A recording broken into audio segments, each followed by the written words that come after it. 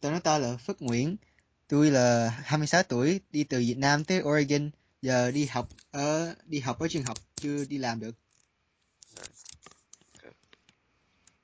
Okay. So first question is, how do you identify yourself, and what are some factors into how you identify yourself?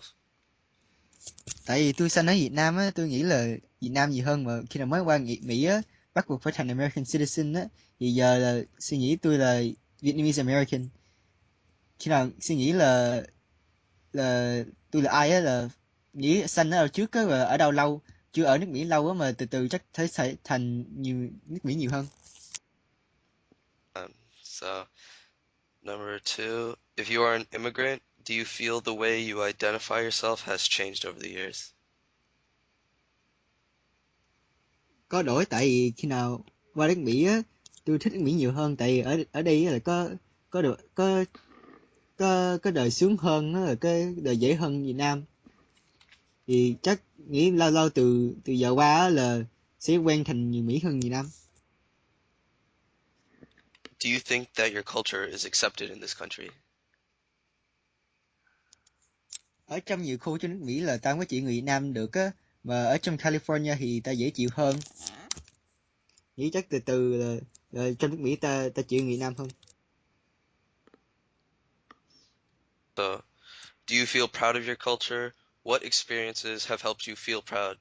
Have you ever been to your heritage country, and what was that experience like for you?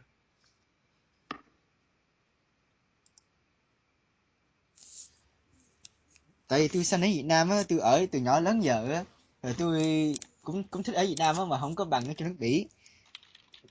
Tôi ở xưa giờ học Việt Nam, ở quen Việt Nam á, tôi cũng thương Việt Nam nhiều lắm, và khi nào tôi về thăm Việt Nam á là tôi cũng nhớ nhiều á, và biết ở trong nước Mỹ thì sướng hơn.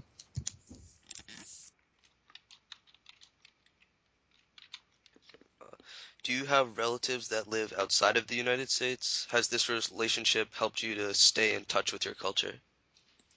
Tôi có nhiều gia đình còn ở trong Việt Nam với ở trong Canada á, và khi nào tôi nhớ Việt Nam thì tôi gọi, tôi nói chuyện với mấy gia đình Việt Nam. Nam thì tôi quen rồi cái tiếng Việt Nam và cái người Việt Nam, rồi sao ta làm Việt Nam thì tôi không có quên được. Do you think it is important to transmit culture to your children? Give examples and explain.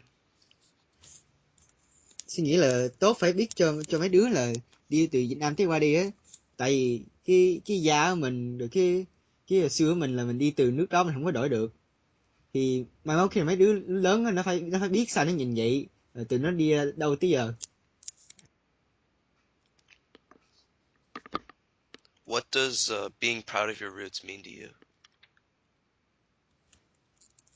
Là phải biết cái hồi xưa của mình, rồi biết biết tại sao mình đi đâu á, rồi thường là nghĩ phải biết hồi xưa mình, là phải nhớ nhớ và thương cái chỗ mình sanh ở xưa.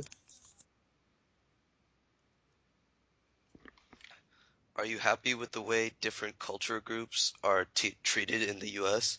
And if not, what can you, your friends, family, or schools do about it? Ở trong California nghĩ là mấy mấy người ta ta chịu Việt Nam nhiều hơn giờ giờ, mà ở trong nhiều khu Mỹ là mấy mấy người Mỹ trắng không chịu được Việt Nam á, thì nghĩ chắc chứ từ từ thôi à. Mình đi qua gặp với mấy người Mỹ trắng nhiều á, qua qua qua mà khu chính nhiều nước Mỹ á, thì từ từ ta quen thôi à.